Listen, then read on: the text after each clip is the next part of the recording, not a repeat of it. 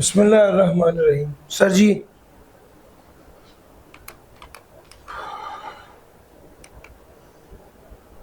Fast track tax Kaif 2 की orientation है और इंशाल्लाह आज ही हम इनकम टैक्स का चैप्टर नंबर 4 भी शुरू कर देंगे। ठीक सर, अली इमरान मेरा नाम है, क्वालिफाइड चार्ट अकाउंटेंट हूँ, 2 साल इंडस्ट्री में काम किया, 11 साल से पढ़ा रहा हूँ। कैफ 2 है, कैफ 3 है, सी फैप 5 है, सी फैप 6 है। मेरिट सर्टिफिकेट आया टैक्स में, मेरिट सर्टिफिकेट आया डाटा में। अल्हम्दुलिल्लाह पिछली अटेम्प्ट में पहली अटेम्प्ट थी और मेरे स्टूडेंट का मेरिट आ गया। और इसके अलावा आई कैप की ऑफिशियल रिवीजन सेशन भी मैंने 4 साल तक कंडक्ट किए हैं। ये सारी कुछ इंट्रोडक्टरी बातें थी। मेनली कुछ बातें आपके साथ करनी है। उसमें सबसे पहला पहलू है कि स्टूडेंट्स को ये पता होना चाहिए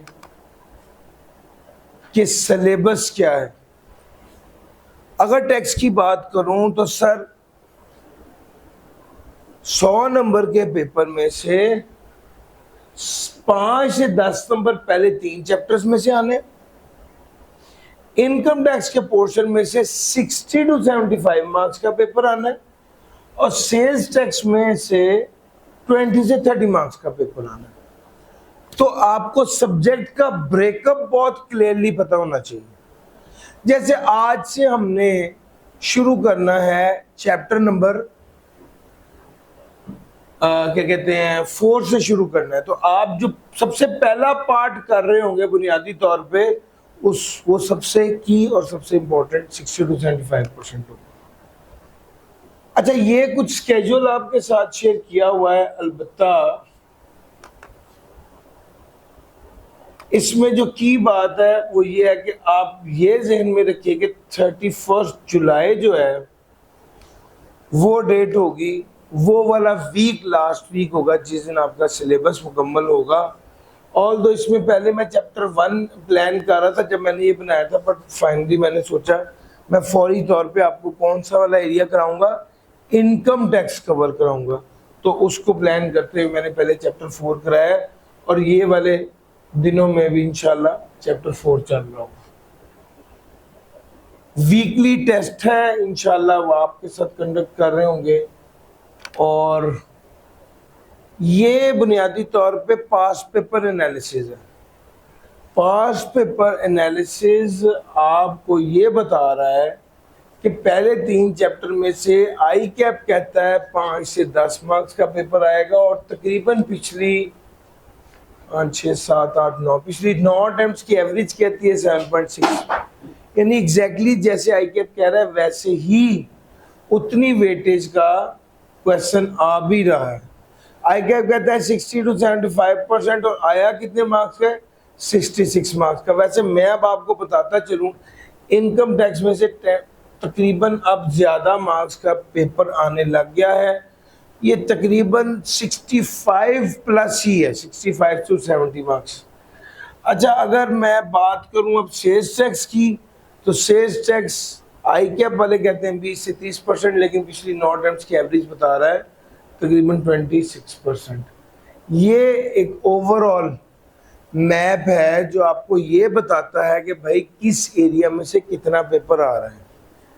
अच्छा, ये वाली स्लाइड आपके साथ शेयर कर दी जाएगी। जब भी कोई चैप्टर करने लगे तो एक बार इसको जरूर देख लेंगे यार कौन सा एरिया कितना इंपॉर्टेंट है, पिछले अटेम्प्ट में कितने कितने मार्क्स आए।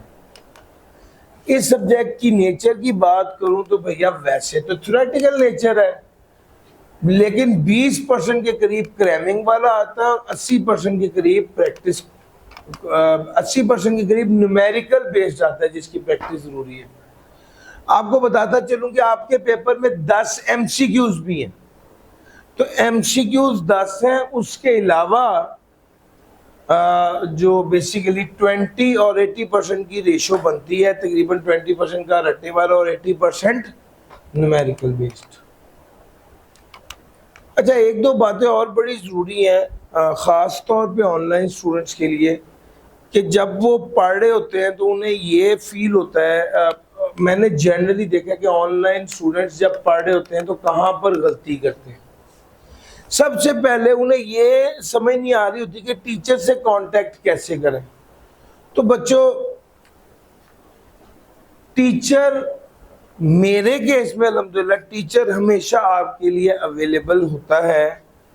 आप टीचर से इंटरेक्ट कर सकते हैं व्हाट्सएप के ज़रिए से, आप टीचर से इंटरेक्ट कर सकते हैं खुद फिजिकली आके, और अगर आप किसी दूसरे इलाके से हैं और आपने कोई 4, 5, 6 सवाल इकट्ठे किए हुए हैं, कोई बात पूछना चाह रहे हैं, तो सर आप मुझसे एक बार व्हाट्सएप करके मुझसे टाइम ले लीजिए और उसके मुताबिक भी कॉल पर भी मैं आपको इंशाल्लाह अवेलेबल हूँगा। मेरी कोशिश होती है कि वो बच्चा जो घर बैठकर पढ़ रहा है वो अपने आप को वो कहते हैं ना कि ये ना समझे कि भाई हम किससे पूछें और हम किससे पढ़ें, हम तो ऑनलाइन है। सर जी, आप कनेक्टेड हैं और आप ज़रूर जो है ना कोशिश करें, मेहनत करें और इंश्योर करें कि आप टीचर्स के साथ कनेक्टेड रहें और जो बात पूछनी हो टीचर से पूछे, टीचर अवेलेबल है। नॉर्मली दूसरे नंबर पे मैंने ये चीज़ देखी कि आप लोग वीडियोस देख रहे होते हैं ऑनलाइन वाले बच्चे, लेकिन वो अटेंटिवली उसको सुन नहीं रहे होते। तो भाई, अगर आप वीडियो देख रहे हैं और आप अटेंटिवली उसको सुन भी नहीं रहे तो ये बड़ी सीरियस गलती है सर। आप अगर अटेंटिवली उसको सुन भी नहीं रहे तो ये एक सीरियस गलती है, क्योंकि जब वो घंटा पूरा हो जाएगा आपके दिमाग में ये होगा मेरा लेक्चर मुकम्मल हो गया, लेकिन असल में उस लेक्चर से आपने वो बातें नहीं सीखी होंगी जो उस लेक्चर में होंगी। सर इस चीज़ को बहुत इंश्योर करें। सर मैंने देखा है स्टूडेंट शुरू में 2-4 दिन जज्बाती होते हैं, उसके बाद वो रेगुलर कंसिस्टेंट नहीं रहते। याद रखिए, सीए का पूरा जितना अरसा भी आपने पढ़ना है, सबसे इम्पोर्टेंट बात है सीरियसनेस, कंसिस्टेंसी। रेगुलर पढ़ें, कंसिस्टेंटली पढ़ें, टेस्ट दें, टाइमली जो है ना वो क्लासेस लें और मेक श्योर करें कि जब सिलेबस मुकम्मल, जिस दिन मैं कहूँ कि आज आखिरी क्लास है, उसी दिन आप वो लेक्चर ले रहे हो। याद रखिएगा, फास्ट ट्रैक में आपके पास गलती का इतना मार्जिन नहीं होता। प्री रिजल्ट वाला बच्चा आमतौर पे क्या करता है भाई, पढ़ रहा होता है, एकदम डी ट्रैक हो जाता है, 10 दिन नहीं पढ़ता, फिर उसके बाद वापस आके पढ़ना शुरू करता है, उसका गुजारा हो जाता है। लेकिन अगर आप ये सोच रहे हैं कि आप भी 10 दिन नहीं पढ़ेंगे और उसके बाद पढ़ेंगे और आपका सब हो जाएगा, तो ऐसा नहीं होगा सर। आपके हाथ से गेम निकल जाएगी। फिर टोटल ये प्लान ही 50 दिनों का है, तो ऐसे कैसे मुमकिन है कि 50-55 दिनों की प्लानिंग में आप 10 से 15 दिन फारिग रह लें और आप सोचेंगे मैं बाद में कवर कर लूँगा? वो नहीं होना सर जी। इसमें ये बहुत सीरियस इशू है। रिटन प्रैक्टिस लाजमी है। जो बच्चा ये रिटन प्रैक्टिस नहीं करेगा न्यूमेरिकल्स की, वो फंस जाएगा। ये मैंने देखा है, बच्चे वीडियोस देख रहे हैं, मैं न्यूमेरिकल करा रहा हूँ, आप बैठ के उसको एंजॉय कर रहे हैं।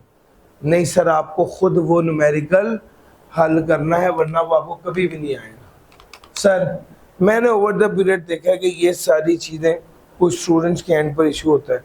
मैं हमेशा सारे बच्चों को कहता हूँ कि यार, और बच्चों से एक्सपेक्ट करता हूँ कि वो जो लेक्चर लें उसके साथ किताब लाजमी लें, किताब को रेगुलरली जो ना रोज़ के रोज़ लेक्चर के साथ किताब पढ़ें, टेस्ट जब कहूँ टेस्ट दें, और hard work, only hard work is not required, it should be there with consistency.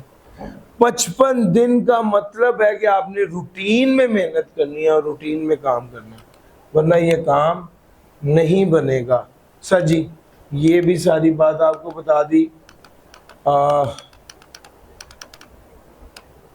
Last में बस ये सर जी 14th एडिशन की किताब है जो आपने टेक्स्ट की लाजमी ले लेनी है। मैं ऑथर हूँ किताब का, 14 एडिशन हो चुके हैं। एक किताब ले लें, उसी के अंदर ही पास पेपर्स भी हैं, उसी के अंदर ही टॉपिक वाइज उसके सॉल्यूशन अपडेटेड भी हैं, नोट्स भी हैं, एक्स्ट्रा प्रैक्टिस मटेरियल भी है, सब कुछ उसके अंदर है। बस वो किताब लें और उससे तैयारी करें। सेलेक्टिव स्टडी बिल्कुल नहीं करनी, रेगुलर टेस्ट देने हैं, ये सिंगल स्टडी मटेरियल है वो इस्तेमाल करना है, और इस चीज़ को इंश्योर करना है कि आप सीरियसली जैसे शुरू किया है आखिरी दिन तक वैसे मेहनत से पढ़ें, और मेक श्योर करें कि आप इसको इसी अटेम्प्ट में पास करें। सर आपके जहन में कोई सवाल है तो पूछिए। सर जी एक सवाल ये है कि जी रूटीन में कितना टाइम दें, तो इसका जवाब है कि मेरे मुताबिक आप 1-1.25 घंटे की क्लास है तो कम से कम इसके साथ 3 घंटे आदत बनाएंगे, 3 घंटे कम से कम इस क्लास के अलावा आपने जरूर पढ़ना है। या बाज़ वक़्त क्लास के साथ कुछ ऐड ऑन वीडियो होगी वो देखनी है, और उसके अलावा 3 घंटे पढ़ना है। तो मैं हमेशा ये बात कहता हूँ कि अगर आप 3 से 4 घंटे कम से कम ज़रूर पढ़ सकते हैं तो ही आपको ये सब्जेक्ट टॉप करना चाहिए। कम से कम 4 घंटे, ये ओवर द पीरियड शायद हायर साइड पर ही जा रहा हो, लेकिन 4 to 5 आवर्स अगर आप कंसिस्टेंसी से पढ़ते रहें तो ये इनफ होगा इंशाल्लाह। और सर और कोई बात? जी सर।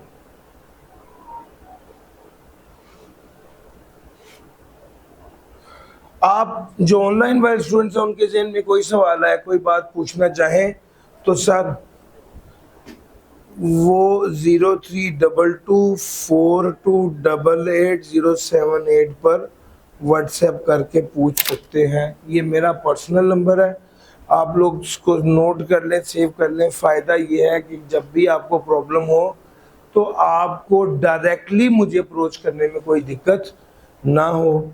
हम आपके साथ हैं और इंशाल्लाह मेक श्योर करेंगे कि till the date of exam आपको सपोर्ट करें।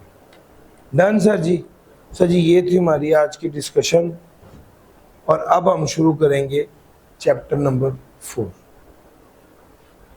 बिस्मिल्लाहिर्रहमानिर्रहीम। सर जी चैप्टर नंबर 4 आज हमने शुरू करना है, और चैप्टर नंबर 4 है इनकम टैक्स।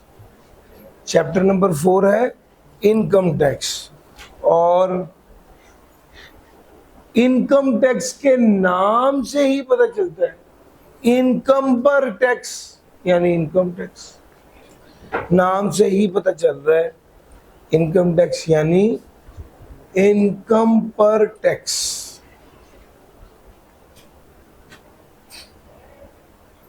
अब अगला सवाल ये पैदा होता है कि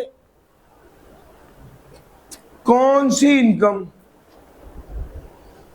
तो इसका जवाब ये है कि भाई आपकी जो भी कमाई है उस पर टैक्स। अच्छा अगला सवाल है कि सर हम तो अकाउंटिंग के असूलों के मुताबिक जो इनकम कैलकुलेट करते हैं क्या उस पर टैक्स? तो इसका जवाब है नहीं। इनकम टैक्स ऑर्डिनेंस के मुताबिक, सर याद रखिएगा इनकम के बारे में एक कानून है पाकिस्तान में जिसको कहते हैं इनकम टैक्स ऑर्डिनेंस 2001। इसको कभी शॉर्ट हैंड लिखा हो तो ITO 2001 भी लिख देते हैं। सर इस कानून के तहत आपकी इनकम कैलकुलेट होगी। सर जी इनकम तो आप जब प्रॉफिट एंड लॉस अकाउंट बनाते हैं तो इनकम तो आप तब भी कैलकुलेट कर रहे होते हैं। पॉइंट समझ आ रहा है? हम उस इनकम की बात नहीं कर रहे, हम उस इनकम की बात करें जो टैक्स के कानून के मुताबिक इनकम कैलकुलेट हुई, इसको इनकम मानेंगे और फिर इस पर टैक्स लगाएंगे तो इसे इनकम टैक्स कहा जाएगा। अगला सवाल ये पैदा होता है कि ये वाला इनकम टैक्स कितने पीरियड की इनकम पे टैक्स लगना है, यानी 3 माह की इनकम पे टैक्स लगना है, 6 माह की इनकम पे टैक्स लगना है, या पूरे साल की इनकम पे टैक्स लगना है। तो इसका जवाब है इनकम टैक्स पूरे साल की इनकम पे टैक्स लगना है। इनकम टैक्स पूरे साल की इनकम पे टैक्स लगना है। भैया टैक्स लगना है और कितनी इनकम पे लगना है, पूरे साल, महीने की इनकम पर नहीं, क्वार्टर की इनकम पर नहीं, बल्कि साल की इनकम पर टैक्स। अब अगला सवाल ये पैदा होता है कि ये साल शुरू कब से होगा, ये साल शुरू कब से होगा। तो भैया हमारे यहाँ तो साल शुरू होता है 1 जनवरी से 31 दिसंबर, लेकिन टैक्स वाले कहते हैं ये नहीं, नॉर्मली ये साल शुरू होगा 1 जुलाई से 30 जून तक। इस साल, यानी इस साल तो एक ही है, लेकिन ये साल 1 जनवरी से नहीं शुरू होगा, बल्कि कब से शुरू होगा, 1 जुलाई से शुरू होकर 30 जून तक का जो साल होगा, इसको कहा जाता है नॉर्मल टैक्स ईयर। यानी टैक्स के मुताबिक ये साल बनता है, यानी टैक्स के मुताबिक ये साल बनता है। साल 1 जुलाई से शुरू होगा और 30 जून पर खत्म होगा। साल 1 जुलाई से शुरू होगा और 30 जून पर खत्म होगा।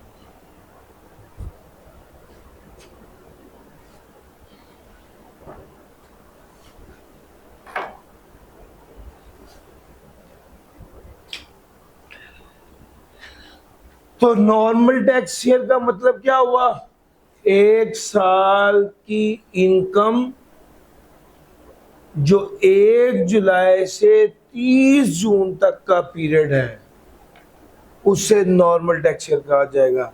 इसके बारे में ये बात भी कही जाती है कि ये 12 माह का पीरियड है और ख़त्म कब हो रहा है, 30 जून पर ख़त्म हो रहा है। 12 माह का पीरियड जो 30 जून पर ख़त्म होता है उसे क्या कहा जाता है, नॉर्मल टैक्स ईयर। यही अगली बात आपके साथ करने लगा हूं। नॉर्मल टैक्स ईयर के बाद जो अगली बात है उसे क्या कहते हैं, special tax year.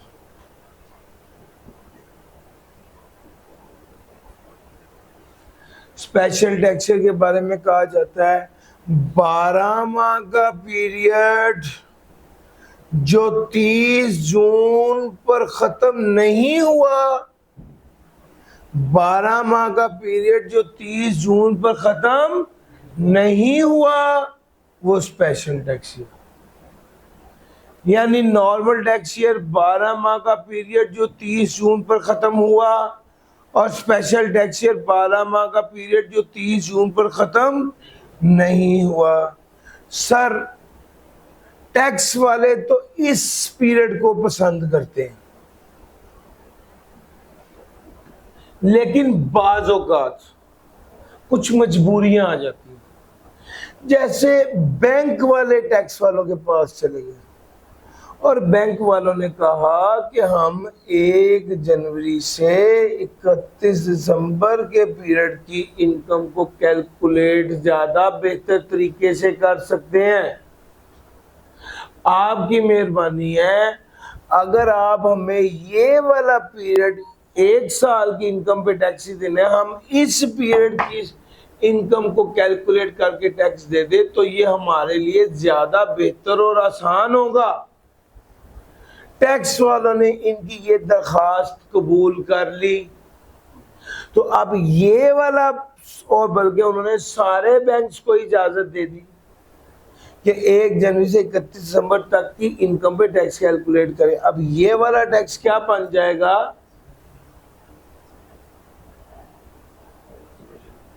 Special tax.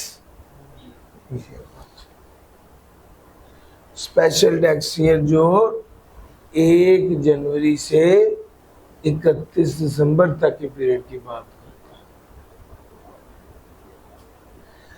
12 माह का पीरियड जो 30 जून पर खत्म ना हो उस डेफिनेशन को पूरा करता है।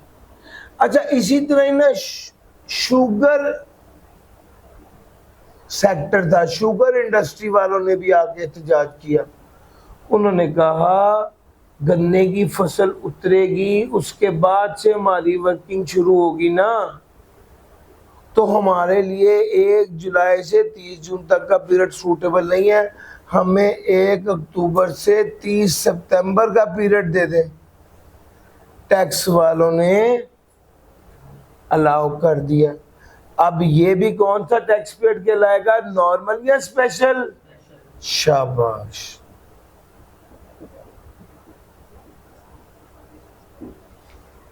ये भी स्पेशल टैक्स ईयर कहलाएगा, ये भी स्पेशल टैक्स ईयर कहलाएगा।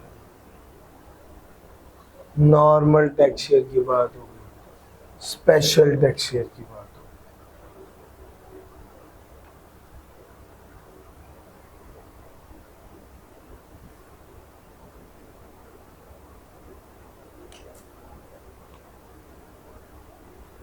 गई। नॉर्मल टैक्स ईयर की बात भी हो गई, स्पेशल टैक्स ईयर की बात हो गई। ये 2 केसेस तो आपको खास तौर पे बता दिए। इसके अलावा भी FBR, federal board of revenue, ये वो इदारा है जो पाकिस्तान में टैक्स की अथॉरिटी है। जिस तरह आम मामलात में पुलिस होती है, इसी तरह टैक्स के मामले में टैक्स की पुलिस कौन है? FBR। Sir,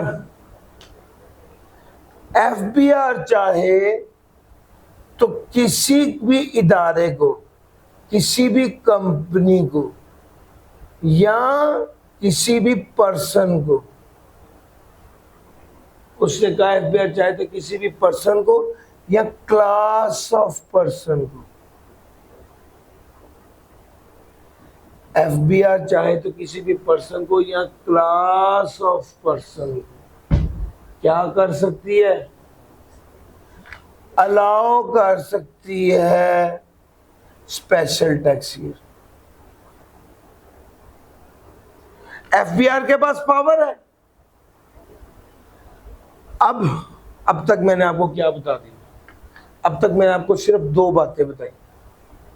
normal tax year 12 माह का पीरियड है जो 30 जून पर खत्म होता है, और स्पेशल टैक्स ईयर 12 माह का पीरियड है जो 30 जून पर खत्म।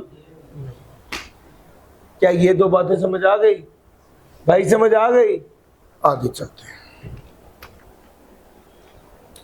नॉर्मल टैक्स ईयर क्या है ये बताया, स्पेशल टैक्स ईयर क्या है ये बताया, स्पेशल टैक्स ईयर के बाद से FBR की क्या पावर है ये बताया। अब अगला पॉइंट जरा समझिए। वो कहता है अगर कोई बंदा चाहता है, अगर कोई बंदा चाहता है कि मैं नॉर्मल टैक्स ईयर से स्पेशल टैक्स ईयर की तरफ चला जाऊं या स्पेशल टैक्स ईयर से नॉर्मल टैक्स ईयर की तरफ चला जाऊं, तो उसे क्या करना होगा?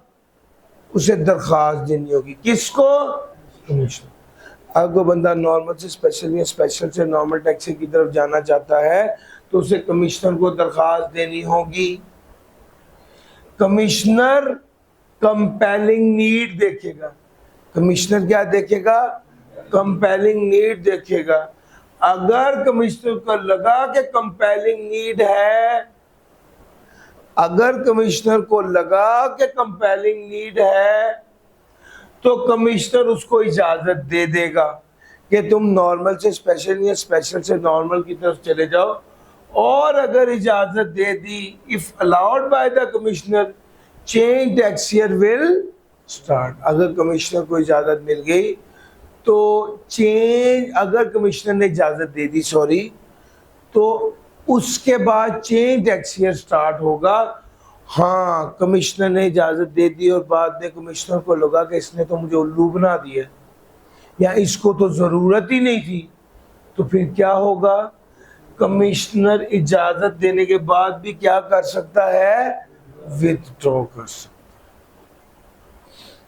और अगर कमिश्नर ने इजाजत ना दी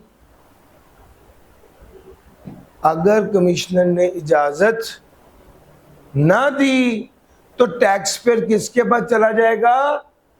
बोर्ड के पास चला जाएगा और बोर्ड का फैसला फाइनल हो। सर प्रोसीजर है, कोई बंदा नॉर्मल से स्पेशल या स्पेशल से नॉर्मल टैक्स की तरफ जाना चाहता है तो वो कमिश्नर को दरखास्त देगा, कमिश्नर उसकी दरखास्त को देखेगा, कंपेयरिंग नीड देखेगा, कमिश्नर को लगा कि इजाज़त दे देनी चाहिए तो वो इजाज़त दे देगा। जब वो इजाज़त दे देगा तो उसके इमीडिएटली बाद से टैक्स ईयर शुरू हो जाएगा। अब उसके बाद वो कहता है कमिश्नर ने इजाज़त दे दी है और अगर कमिश्नर को लगता है इसकी जरूरत नहीं थी तो इजाज़त देने के बाद भी विड्रॉ कर सकता है। अलबत्ता अगर कमिश्नर ने कंपेलिंग नीड देखी और उसे लगा कि कोई जरूरत नहीं है तो कमिश्नर ना कर देगा। कमिश्नर ने ना कर दी तो फिर रिव्यू रिक्वेस्ट किसको दे सकते हैं? बोर्ड को, और बोर्ड का फैसला फाइनल होगा। सर जी मैंने आपको अभी तक 3 बातें बता दी। बात नंबर 1 नॉर्मल टैक्स क्या, 12 माह का पीरियड जो 30 जून पर खत्म हो से नॉर्मल टैक्स। बात नंबर 2 स्पेशल टैक्स ईयर क्या है, 12 माह का पीरियड जो 30 जून पर खत्म ना हो उसे special tax year. Normal tax year भी बता दिया, स्पेशल टैक्स ईयर भी बता दिया। तीसरा क्या है? नॉर्मल टैक्स ईयर क्या है ये भी बता दिया, स्पेशल टैक्स ईयर क्या है ये भी बता दिया। तीसरी क्या बात है? तीसरा पॉइंट है प्रोसीजर। अगर कोई बंदा नॉर्मल से स्पेशल या स्पेशल से नॉर्मल टैक्स की तरफ जाना चाहता है तो कमिश्नर को दरखास्त देगा, कमिश्नर कंपेलिंग नीड देखेगा, कंपेलिंग नीड होगी इजाज़त दे देगा और अगर उसे लगा कि इजाज़त नहीं देनी चाहिए थी तो वो विड्रॉ कर देगा। हाँ अगर उसने देखा कि कंपेलिंग नीड नहीं है तो रिव्यू रिक्वेस्ट बोर्ड को दे देगा और वो रिक्वेस्ट क्या होगी? फाइनल, और बोर्ड का फैसला फाइनल होगा। सॉरी, रिक्वेस्ट बोर्ड को दे देगा, बोर्ड का फैसला फाइनल होगा। 2 मिनट आपके पास है, आपने ये वाला स्केच खुद अपने रजिस्टर पे ड्रॉ करना है ताकि आपके दिमाग में बैठ जाए।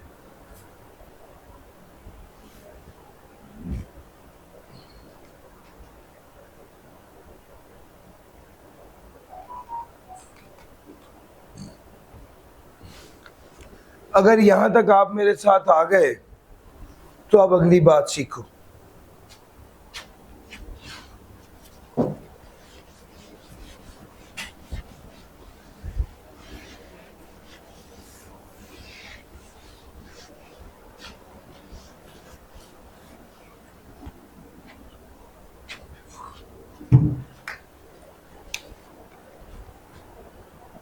अगर एक बंदा नॉर्मल से स्पेशल की तरफ जाता है या स्पेशल से नॉर्मल की तरफ जाता है, अगर कोई बंदा नॉर्मल से स्पेशल या स्पेशल से नॉर्मल की तरफ जाता है, इसके दरमियान में जो पीरियड बचता है उसे स्पेशल टैक्स ईयर कहते हैं। क्या मतलब? एक बंदे का नॉर्मल टैक्स ईयर था 1/7/2021 से 30/6/2022 का। इसने कमिश्नर को कहा कि मेरा टैक्स ईयर कर दो जो 31 दिसंबर पे खत्म हो रहा हो। कमिश्नर ने इसको इजाजत दे दी। अब आप बताओ 30/6/2022 के बाद 1 जनवरी कब आ रही है? 30/6/2023 को। और उसने कहा कि मेरा टैक्स ईयर नॉर्मल से स्पेशल कर दो जो 30 दिसंबर पर खत्म होता हो। तो उसने कहा ठीक है, तुम्हारा टैक्स ईयर 1 जनवरी 2023 से शुरू होगा और 31 दिसंबर 2023 पर खत्म होगा।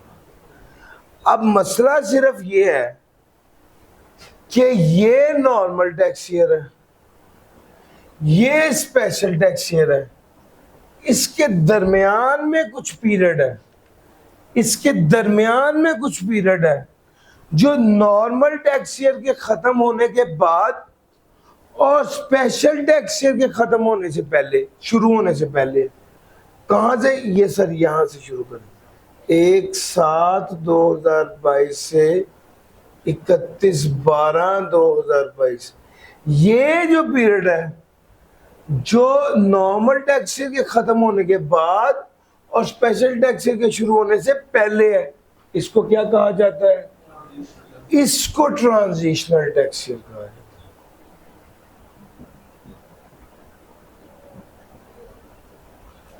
नॉर्मल टैक्स ईयर के खत्म होने के बाद और स्पेशल टैक्स ईयर के शुरू होने से पहले का पीरियड है, इसको ट्रांजिशनल टैक्स ईयर कहा जाता है। नॉर्मल के बाद और स्पेशल से पहले, नॉर्मल के बाद और स्पेशल से पहले। सर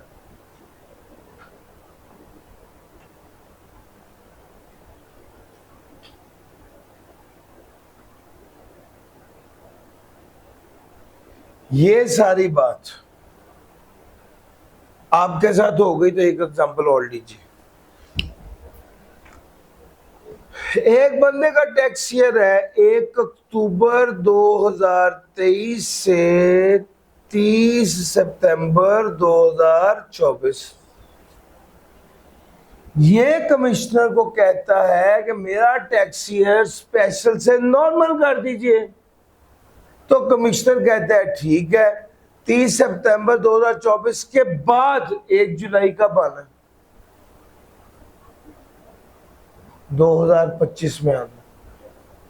ऐसा ही है, 1 जुलाई 2025 से 30/6/2026। ये स्पेशल टैक्स ईयर था, ये नॉर्मल टैक्स ईयर है।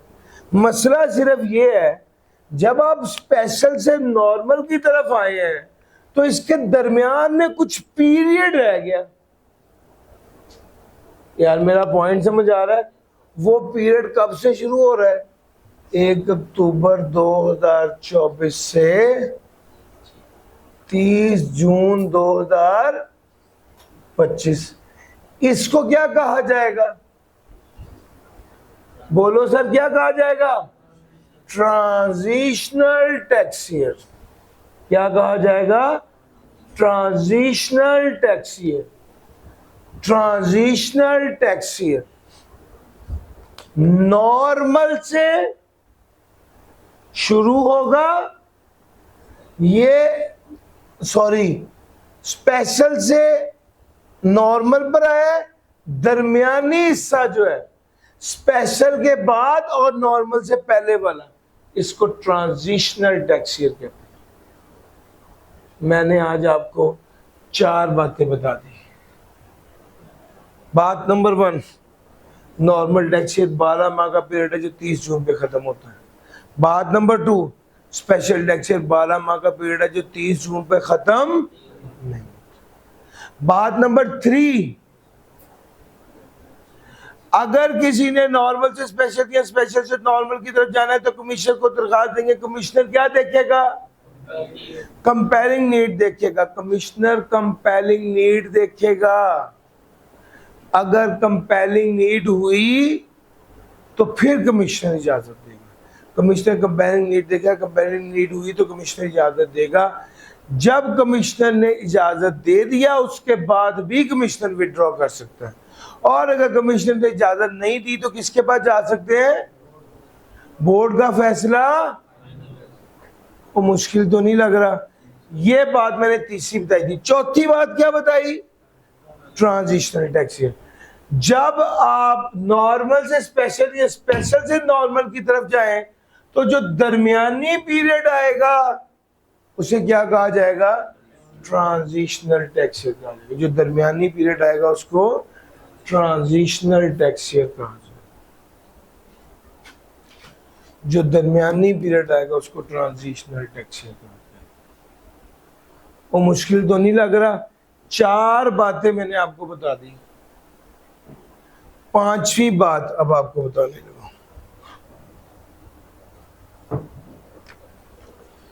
5वीं बात ये है,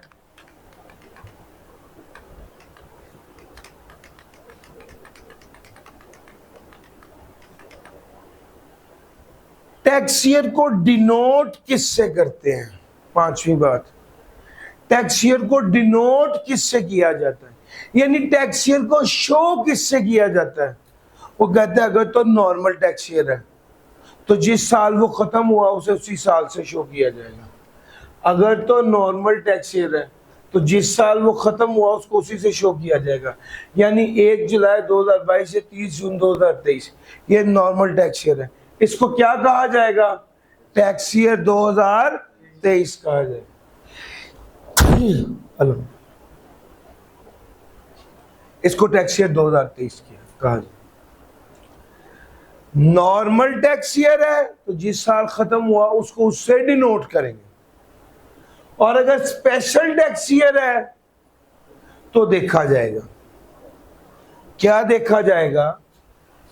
देखा ये जाएगा सर कि ये टैक्स ईयर 1 जनवरी 2021 से 31 दिसंबर 2021 है, ये टैक्स ईयर को डिनोट किससे किया जाए? 1 जनवरी 2021 से 31 दिसंबर 2021, इसको देखने के डिनोट किससे करें? इसका तरीका है सर, इसके स्टेप्स हैं। सबसे पहले डिनोट किससे करना है, इसके लिए देखना पड़ेगा कि इसकी ईयर एंड की डेट क्या है। सर ईयर एंड की डेट क्या थी? 31 दिसंबर 2021, ईयर एंड की डेट देखी। दूसरे नंबर पे क्या देखा? मंथ देखा। मंथ क्या था? दिसंबर का। सर जी दूसरे नंबर पे, तीसरे नंबर पे देखा मंथ में पहले 6 माह है या आखिरी 6 माह है। अगर पहले 6 माह है तो टैक्स ईयर सेम होगा, और अगर आखिरी 6 माह है तो टैक्स ईयर में +1 कर दिया जाएगा। अब यहां पर देखो डेट क्या थी? 31 दिसंबर। मंथ क्या था? दिसंबर। 1 से 6 है या 7 से 12 है?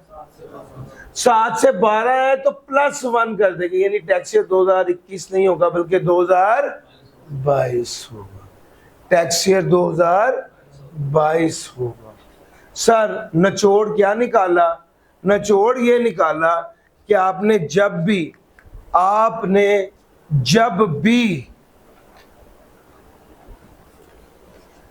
ये देखना है कि किससे डिनोट करें, आपने क्या कर देना है? आपने सबसे पहले ये देखना है कि ये टैक्स ईयर है कौन सा। अगर तो नॉर्मल टैक्स ईयर है तो कोई बहस नहीं है, इसको किससे डिनोट करेंगे? बोलो भाईजान, 22। अगर स्पेशल टैक्स ईयर है तो क्या देखना है? डेट देखनी है ईयर एंड की। उसके बाद मंथ देखना है, मंथ 1 से 6 है या 7 से 12 है। अगर 7 से 12 है तो फिर इसका टैक्स ईयर क्या होगा? ओ मुश्किल तो नहीं लग रहा, +1 कर देंगे। फिर आओ 1 अक्टूबर 2023 से 30 सितंबर 2024। सर ये नॉर्मल टैक्स ईयर है या स्पेशल टैक्स ईयर है? स्पेशल टैक्स ईयर है। स्पेशल टैक्स ईयर को किससे डिनोट किया जाएगा? हम उसकी डेट देखेंगे। क्या देखेंगे? डेट देखेंगे। डेट है 30 सितंबर 2024, उसकी डेट देखेंगे। डेट ईयर एंड की देख ली तो उसके बाद क्या देखेंगे? मंथ। मंथ 1 से 6 है या 7 से 12 है? 1 से 6 नहीं है बल्कि, तो फिर क्या कर देंगे? +1 कर देंगे, यानी ये टैक्स ईयर 2025। तो मुश्किल तो नहीं लग रहा, ये टैक्स ईयर 2025।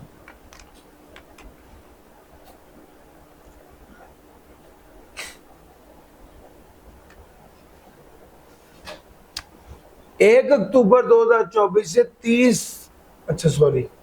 1 जुलाई 2025 से 30/6/2026 ये नॉर्मल टैक्स ईयर है।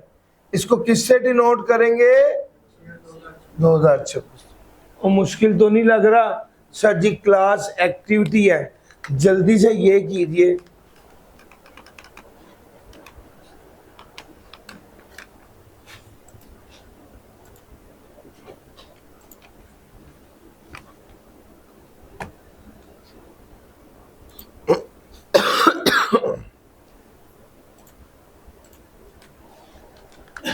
सर ये क्लास एक्टिविटी है एक आपके सामने, 7 केसेस है, सबके बारे में लिखना है नॉर्मल है या स्पेशल है, और ये भी लिखना है कि इसको डिनोट किससे करेंगे। अभी करना है, निकालिए रजिस्टर और ये कीजिए। एंड स्पेशल टैक्स ईयर भैया 30/6 पर खत्म हो रहा है, नॉर्मल है, इसके अलावा किसी डेट पर खत्म हो रहा है तो स्पेशल। डिनोट किससे करेंगे? नॉर्मल टैक्स ईयर को तो सेम टैक्स ईयर से डिनोट करते हैं। स्पेशल टैक्स ईयर का मसला है 1 से 6 है या 7 से 12 है, तो टैक्स ईयर क्या होगा? 2021। इधर आ जाओ सर जी, नॉर्मल या स्पेशल? स्पेशल। डिनोट किससे करेंगे?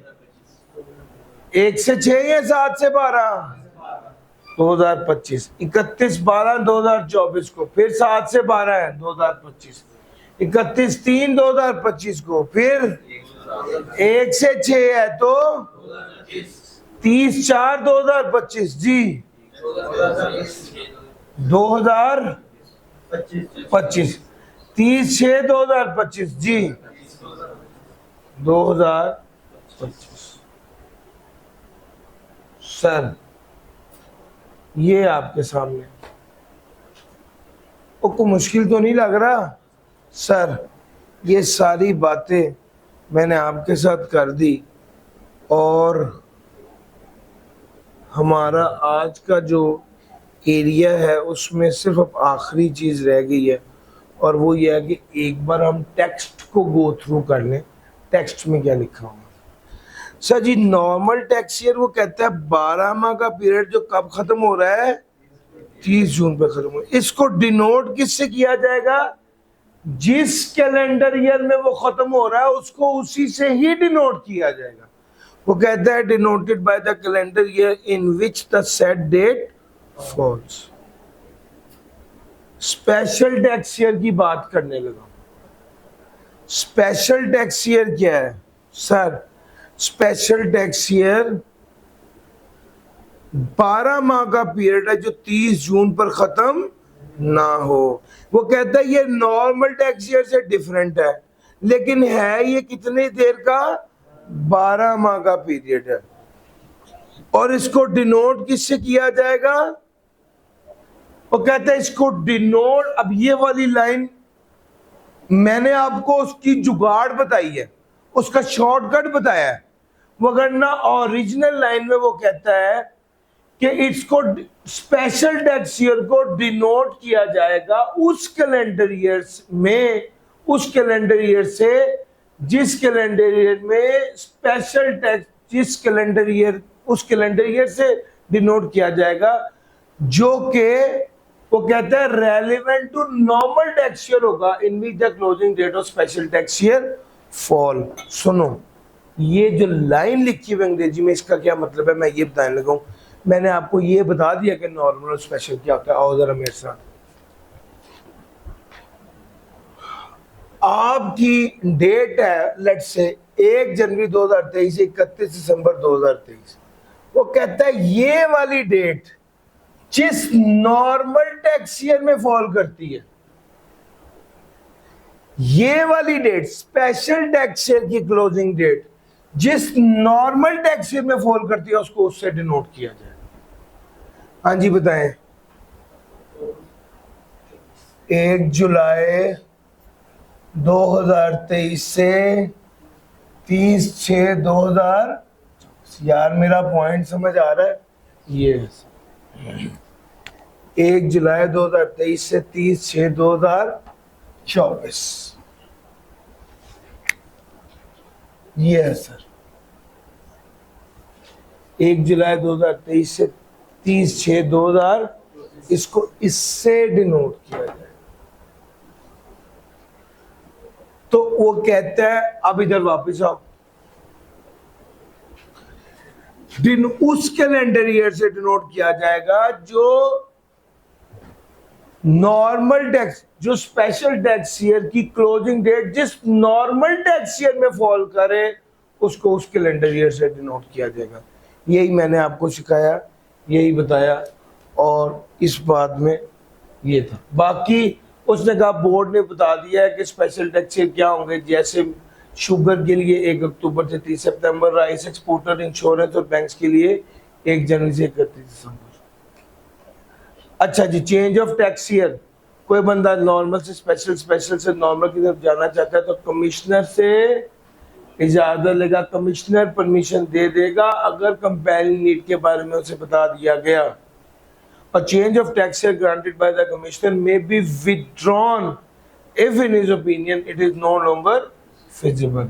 वो कहता है चेंज ऑफ टैक्स ईयर जो कमिश्नर ने ग्रांट किया वो वापस भी ले लेगा अगर उसे पता चला कि वो फिजिबल नहीं है। फिर अगर वो कहता है order of the commissioner for change कब से अफेक्ट होगा, यानी असल में इसकी एक स्टोरी है छोटी सी कि अगर 30 जून पर ईयर एंड होना था तो उससे पहले पहले उसे कमिश्नर को दरखास्त देनी चाहिए थी कि मेरा टैक्स ईयर तब्दील करना। और जब वो दरखास्त देगा और दरखास्त अप्रूव हो जाएगी तो उस के इमीडिएटली बाद जो अगला टैक्स ईयर होगा वो नया टैक्स ईयर कंसीडर होगा। नए इमीडिएटली बाद जो ओपनिंग डेट होगी वहां से नया टैक्स ईयर शुरू हो जाएगा और जो दरमियानी पीरियड होगा वो ट्रांजिशनल टैक्स ईयर होगा। इसलिए उसने कहा order of the commissioner effect will shall take effect from the first day of special tax year. तो भैया नॉर्मल से स्पेशल की तरफ गए हैं तो स्पेशल टैक्स ईयर उस एप्लीकेशन की डेट के इमीडिएटली बाद जो स्पेशल टैक्स ईयर जिस दिन से शुरू हो रहा होगा वो उस दिन से वो अगला टैक्स ईयर शुरू हो जाएगा। अगर कोई बंदा डिससेटिस्फाइड हो तो वो रिव्यू एप्लीकेशन दे देगा और रिव्यू एप्लीकेशन किसको दे देगा, बोर्ड को। बोर्ड का फैसला फाइनल होगा। So change of tax year, normal से स्पेशल, कमिश्नर, कंपेयरिंग नीड, ये सारी बातें मैं आपको ऑलरेडी बता चुका हूँ। ट्रांजिशनल टैक्स ईयर, नॉर्मल से स्पेशल या स्पेशल से नॉर्मल की तरफ जा रहे हैं तो जो टैक्स ईयर खत्म हो रहा है उसके बाद वाला जो टैक्स ईयर शुरू हो रहा है उससे पहले वाला पीरियड ट्रांजिशनल टैक्स ईयर कहलाता है। ये एग्जांपल्स मैंने आपको दे दी। डिनोट किससे करना है इसके बारे में भी सारी बात हो गई।